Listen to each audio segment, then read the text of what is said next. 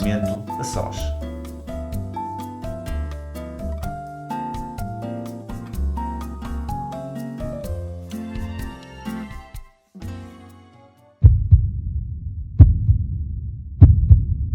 Olá a todos, sejam bem-vindos a mais um episódio do podcast Momento a Sós, aquela que se pretende ser uma conversa informal, uma conversa sempre com uma mãe ou com um pai, que nos vai transmitir alguns conselhos, algum episódio que se tenha passado. Vamos já descobrir qual é o episódio ou o tema de hoje com a nossa convidada, que eu tenho um prazer enorme em apresentar, é a Melânia Gomes, dispensa apresentações, uma cara bem conhecida da ficção da SIC, atriz, e, portanto, muito obrigado por ter aceito o meu convite, o meu desafio. É um orgulho enorme poder contar com a sua participação aqui. Não me trates por você. Não? Pronto, tratamos os dois por tu, pode ser? Pode ser os dois por tu, então? Ok, perfeito. Melânia, bem-vinda aqui ao podcast Momento a Sós. Sei que tens uma faldinha de 18 meses, estávamos a discutir isso há bocadinho, que será uma terrorista, mas que ainda a ficar mais, mas eu não vou desvendar já o futuro, porque assim vais usufruindo disso tudo. E, portanto, gostava de que partilhasses connosco alguma experiência que tu tenhas tido, que tema é que gostavas de falar aqui? Olha, em primeiro lugar, quero-te agradecer as quantidade de vezes que eu te mando mensagens e te chateio a perguntar imensas coisas e quero aproveitar esta oportunidade porque, de facto, tens sido uma ajuda muito, muito, muito importante e preciosa. A Mafalda está com 18 meses e meio, quando isto for para o ar, se calhar já tem 20, não sei, não interessa. E eu preparei-me, tive uma gravidez muito boa. Preparei-me imenso para o parto, fiz fisioterapia, não tive nenhum corte, correu tudo muito bem, a recuperação também foi boa. Eu preparei-me e estive sempre muito focada até ao parto. E não me preocupei minimamente com a amamentação. Achava que, isto para dizer que o nosso tema é a amamentação. Isto porque eu achava que...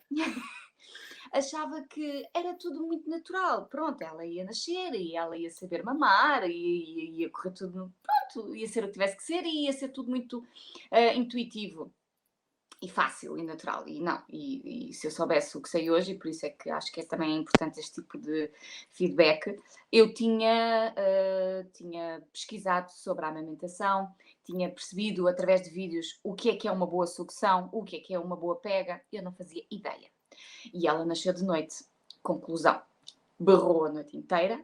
Eu não queria chamar, mas por outro lado também não queria chamar ninguém. Estava assim naquela de não quero incomodar, mas não sei o que é de fazer para ela parar de chorar.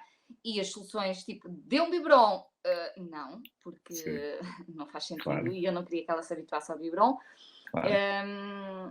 Claro que ela nasceu, fez logo pele a pele, foi logo para a maminha, só que o ir para a maminha ela teve a morder-me a mamar a noite toda. Eu achava que ela estava a mamar, ou que estaria a começar a puxar o rosto, mas não, ela esteve-me a trilhar o peito todo. Conclusão, depois de ter passado uma noite em claro e de estar exausta, no dia seguinte eu não tinha peito, eu tinha os mamilos em sangue. Portanto, super erro da minha parte, devia ter aprendido ou devia ter sido mais chata, mas também não sei se aquela hora e depois do parto e depois de ter estado desde madrugada, não é? Porque ela começou... Pois é que o trabalho de parto geralmente é muito longo, não é?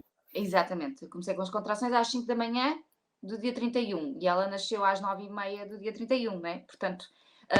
São muitas horas. No dia 1, passei essa noite de inferno e no dia 1 eu estava de rastro. Portanto, para além de estar muito cansada e tinha o peito naquele estado, claro que as enfermeiras iam lá e ajudavam e andava com bico de silicone para um lado, bico de silicone para o outro, até que ela berrava e ela chorava e depois as visitas, pronto, foi lindo. Conclusão. Num misto de cansaço, de desespero, de preocupação, com uns pediatras a dizer não, está tudo bem, vamos continuar, não é preciso dar-lhe biberon. E os enfermeiros, às vezes, a fazer um bocadinho de pressão para dar o biberon, acabei por ter que dar o biberon.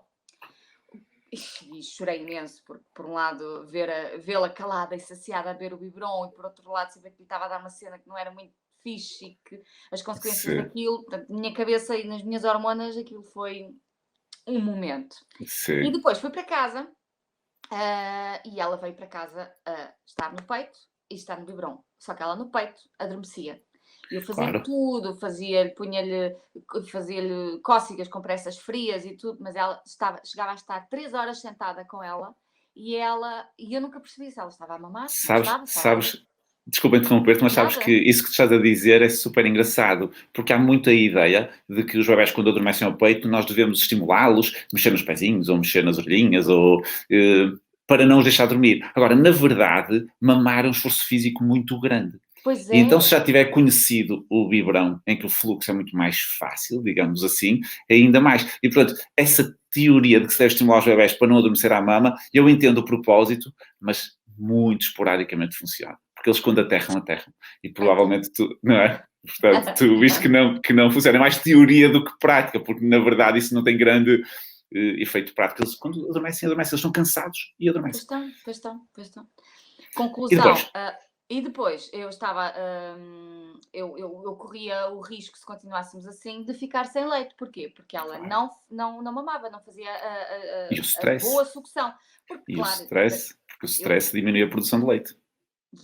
O stress e o cansaço e... Tudo. Claro que eu depois comecei a perceber o que é que era uma boa sucção, o que é que não era, mas como é que eu a obrigava a fazer aquilo, se ela não quisesse? E depois tinha que lhe dar o biberon porque tinha que ser, porque a médica depois não, ela agora nesta fase ela não está a recuperar, já perdeu mais do que era suposto, não está a recuperar, tem que ser. É isso, e acordá-los durante a noite, 3 em 3 horas para dar o biberon. Também se eu soubesse o que sei hoje não tinha feito isso. Também não, sim. Acordar bebés é sempre uma opção, tirando casos muito pontuais em que o peso não está bem, nós precisamos de aumentar um pouco o aporte, e bebés assim mais determinados, mais molengões um bocadinho, tirando isso, acordar bebés é sempre uma opção. Primeiro, porque não há necessidade, na esmagadora maioria das vezes, e segundo, porque funciona sempre mal, porque os bebés não gostam de ser acordados, como nós não gostamos, mas os bebés que são sempre muito mais honestos que nós, não gostam, e pior é que depois eles não mamam nada de jeito a seguir. E, portanto, acaba por ser uma bola de neve negativa. Sim. Não o conhecia nessa fase. Não o conhecia. E estava muito assustada e, olha, fiz aquilo que me mandaram fazer. Claro, sim. Depois não fazia. Há uma coisa boa no meio disto tudo, que foi ter uma parecida enfermeira Carmen, que me ensinou esta técnica que eu vou partilhar, que provavelmente conhece, só não sei se as pessoas aí em casa conhecem, que é o quê? Ela veio aqui a casa depois de quando estávamos nesta luta e ensinou-me a técnica da seringa com o tubinho. Sim. Então, eu fazia o leite, ou tirava com a bomba e punha o leite nessa seringa, uma seringa pequenina, ou então fazia o leite de fórmula, aconselhado para ela, e punha na seringa. E depois ia pondo, quando acabasse, ia voltando a pôr do biberão. E tinha um tubinho muito fininho, colado no mamilo. Junto ao mamilo, sim. Cirúrgica, sim, junto ao mamilo, e tinha o fio, não é, que juntava à seringa e cada vez, claro, ao início punha na maminha e despejava um bocadinho de leitinho e ela começava a mamar. Sempre que ela mamava bem, que ela fazia uma boa sucção e não era xuxa, eu dava-lhe o leite. E ela, espera, se eu fizer isto, assim, com a boca... bem, sim, de peixe, não é? Aqueles lábios de peixe, importantes. Se eu fizer isto, eu tenho leite, espera, então vou fazer mais. Pronto, e foi assim. Foi com essa estimulação que ela me fez, que eu tive uma segunda subida de leite, e aí foi com febres, com dores, com essas coisas todas à mistura. Bom, sim.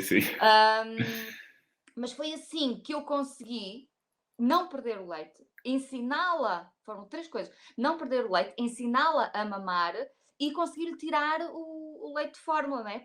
Porque ela, e o resultado, ela hoje não gosta de xuxa, não bebe, ainda mama, não bebe leite de biberon e pronto, já tive que lidar com essa mastite, porque depois foi um grande... Pronto, subiu o leite e fiquei com aquelas dores, tive que fazer massagem, mas não foi necessário tomar, acho eu, medicação, só foi mesmo para as dores. Sim, um anti-inflamatório, eventualmente, sim. Pronto, fazer massagens no banho, pôr as compressas quentes e por muito que doesse, pô-la na maminha. E gerindo um bocadinho. Olha, eu acho que este teu relato é espetacular. Focas aí tudo o que é importante em relação à alimentação. Porque quando se fala da alimentação, na maior parte das vezes fala-se do óbvio, que são as vantagens da alimentação. E isso é óbvio. Claro que é importante sempre reforçar e perceber que não há nenhum alimento melhor para os bebés que o leite materno. Eu costumo dizer e acredito piamente nisto, o leite materno é o único superalimento que existe na natureza. É o único que permite assegurar a nutrição completa de um bebê durante 6 meses. Portanto, é o único verdadeiro superalimento. Está muito na moda falar de superalimentos, este é o único verdadeiro superalimento. E pronto, as vantagens da alimentação, seja para o bebê, seja para a mãe, são inúmeras, são importantes de reforçar, mas é interessante também perceber que o processo nem sempre é cor-de-rosa. Nem sempre é fácil, mas... Não, eu tive mesmo para desistir. Claro, e há alturas em que isso vai acontecer. E há alturas em que vai acontecer o desistir e o substituir. E atenção, que poderá ser necessário, às vezes, para a pessoa até ficar melhor. Mas não deve ser logo a alternativa. Faz sentido tentar encontrar estratégias que permitam manter a amamentação quando é da vontade da mãe, como é lógico, tem que ser da vontade da mãe. Quando é da vontade da mãe, estratégias que permitam... investir um pouco na alimentação, e o que tu relataste é espetacular, porque é muito pouco frequente andar para trás na questão do leite. Quando se introduz uma fórmula, é muito difícil andar para trás. E são muito poucos os casos em que o bebê, ao fim de algum tempo, passa a estar só com leite materno. Muito menos na mama. Portanto, acho que estás de parabéns, acho que é um testemunho fantástico, porque mostra que é possível, com dificuldades que se nota, e nota-se pela tua cara que tu passaste algumas dificuldades, mas esse sorriso a posteriori do conseguir é fantástico, até porque a amamentação é muito mais do que alimentar. Hoje em dia, as fórmulas infantis, também é importante dizer isto, as fórmulas infantis, do ponto de vista nutricional, são próximas do leite materno. Em termos de necessidades nutricionais dos bebés, são próximos. Portanto, nós conseguimos dar, do ponto de vista nutricional... Sim, mas são outras defesas. É isso, eu já ia chegar lá. Mas a parte funcional do leite materno não se consegue fazer no laboratório. A estimulação das defesas, a estimulação da parte hormonal e de todo este bem-estar que provoca no bebé, e que nós ainda não sabemos muito bem que tipo de repercussão terá em termos de desenvolvimento e da regulação emocional dos bebés. O momento mágico da partilha da mãe com o bebé. Eu devo dizer que eu invejo imenso as mulheres por poderem amamentar. Por poderem ficar grávidas e por poderem amamentar. Porque acho que esse é um momento mágico. O perceber que a alimentação é muito mais do que a própria alimentação, porque a alimentação nós conseguimos dar, efetivamente. O perceber torna a alimentação muito especial, e faz todo o sentido que sempre que for a vontade da mãe, e volto a dizer, temos que reforçar isso, sempre que for a vontade da mãe, se investam todos os esforços para manter a alimentação, mesmo quando não está a correr tão bem como esperado. Eu acho que, na verdade, raras são as vezes que deve correr assim super bem. As primeiras semanas é fazer trapézio sem rede. É muito... É difícil. É difícil, por muita pessoa... E se eu soubesse, por isso é que eu digo sempre, vejam vídeos, não é difícil perceber quando é que eles estão a mamar bem, quando é que estão a mamar mal. Claro. Porque eles podem nascer a saber fazer tudo, mas não são obrigados, na verdade, não é? Claro. E nós podemos, se nós soubermos como é que é, nós ensinamos, nós também vamos ensinar uma data de coisas, porque é que não vamos ensinar também a mamar? Claro, ajudar, é óbvio. Claro, tive para desistir porque era muito cansativo, e depois a gente pede coisas na cabeça, tipo, ela não quer, eu estou a forçar. Tipo, não há isso. E depois há sempre alguém que vai aconselhar a não investir. Há sempre alguém que... Eu tive o contrário, sabes? Eu tive o contrário. Tive esta ajuda muito, muito boa, muito forte da enfermeira Carmen, que veio cá a casa e que já estava-me a seguir na CUF. E pronto, peço desculpa, mas... Só para ficarem um bocado situados, foi lá que eu tive a Mafalda, está no meu Instagram, assim como também está no meu Instagram fotografias disto, se tiverem curiosidade de ver, o tubo, a seringa, o que é isso? Sim. E ela, sem forçar, sempre a respeitar, disse só, olha, há esta possibilidade, acho que não custa tentares, vocês têm estrutura, tu aguentas, tu estás bem, tu vê, existe isto. Acho que antes de desistirmos, antes de passarmos já para essa fase, há uma data de coisas para fazer. Pronto, e foi também a ajuda do meu marido. É isso, que é importante, é muito importante, não é? Tem que ser, o casal tem que estar em sintonia. sim. Porque se não estiver em sintonia é difícil, até porque fisicamente a mulher depois do parto está muito mais sensível, muito mais debilitada em alguns aspectos, e se as coisas não correm como planeado ou como idealizado, não é tanto planeado ou idealizado, é fácil ir abaixo, até precisa haver uma estrutura que suporte e que ajude as mães e que respeite... cansadas, e que respeite esta vontade, que é uma vontade íntima da mãe, lá está, porque isto é um momento único. É um momento só teu e da Mafalda, não é? E, portanto, isto tem mesmo que ser respeitado e sempre que possível fomentado para chegar a bom porto, como é lógico. E a questão das mastites, já agora também gostei que tivesses falado. Porquê? Porque há pessoas que ainda acham que a mastite é uma contraindicação à amamentação. E é importante perceber que não é. Não é uma contraindicação à amamentação. E que mesmo em termos de medicamentos que às vezes possam fazer falta, na maior parte das vezes com anti-inflamatórios e com as medidas físicas, as compressas quentes, as compressas frias, alternando a massagem, a drenagem, eventualmente até... Os antibióticos. Pois é que eu ia dizer, há situações em que é preciso até dar um antibiótico quando há uma mastite infecciosa, mas são muito raros os medicamentos que hoje em dia contraindicam a amamentação. Eu já agora gostava de falar de um site, que é o site que nós até consultamos, que é o eifanlactancia.org, que é um site extremamente fiável e que eu aconselho todas as mães a ter esse site nos favoritos, porque são muito poucas as situações que contraindicam a amamentação e, salvo essas situações muito pontuais, a amamentação pode ser mantida quase sempre que a mãe está a tomar algum tipo de medicação. E são perfeitamente excepcionais os medicamentos que não podem ser substituídos, mesmo que eu diga que não podem ser substituídos por uns que são permitidos. Portanto, não desistam à primeira, acho que é um ótimo conselho, não desistam à primeira, adversidades vai haver e as primeiras semanas são cruciais. Acho que a formação e a informação antes é muito importante. Principalmente antevendo algumas situações que possam não correr tão bem, porque aquele fardo, aquele peso da natureza desenhou-nos assim, e depois eu pensar, mas comigo não está a funcionar, é difícil de gerir do ponto de vista emocional, às vezes, não é? Portanto, perceber que é muito frequente haver complicações, situações que têm que ser ajustadas, mas que é possível ajustar. E deixa-me dizer outra coisa, que as pessoas também têm a ideia que o meu leite é fraco, ou eu não tenho leite, se não há. Há bebés que mamam bem e puxam bem e fazem mais leite, e há bebés que não sabem ainda mamar e que não fazem boa sucção. Perfeito. Eu estava com a ideia de, eu não tenho leite, ou o meu leite é fraco. Não, a Mafalda simplesmente não estava ainda sequer a mamar. Claro. Ela estava só na maminha e ainda a perceber o que é que fazia com aquilo. Por isso é que o meu leite não vinha, porque depois quando veio imenso, isso. E pronto, e eu, como te digo, amamento. Essa é uma ótima chamada de atenção, porque não há leites maternos fracos. Os leites maternos são todos bons. Às vezes pode haver uma desadequação entre aquilo que o bebê precisa e aquilo que consegue efetivamente tirar. Seja porque pega bem, seja porque não está adaptado ao fluxo, seja porque adormece mais cedo do que devia. Às vezes tem que se ajustar, e este é um processo de aprendizagem do bebê à mama e da mama ao bebê. Porque há aqui um ajuste. Há um ajuste da produção do leite, do fluxo, de tudo isso, da mama ao bebê e do bebê à mama. Portanto, isto é algo que a ciência não consegue explicar ainda bem, porque há coisas que são mágicas e que a natureza não tem que vir estragá-las, não é? Isto é quase como o Pai Natal.